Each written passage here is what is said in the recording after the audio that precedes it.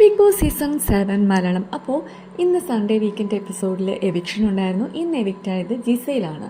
So ഇന്ന് ജിസയിൽ ഔട്ടായി എന്ന് കേട്ടപ്പോൾ സത്യം പറഞ്ഞാൽ സങ്കടം വന്നു.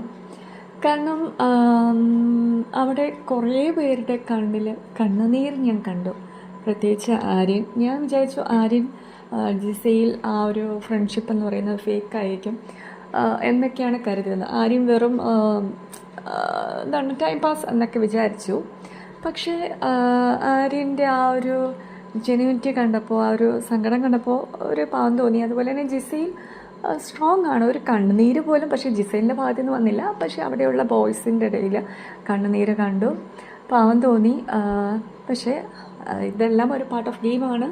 ഒരാളെ വിൻ ചെയ്യുള്ളൂ. ഓരോ ആഴ്ചയും ഓരോരുത്തർ എവിക്റ്റായി പോവും. ഓക്കെ, ജിസയിൽ ഓക്കെ എവിക്ഷൻ എന്ന് പറയാം. Okay, thank you.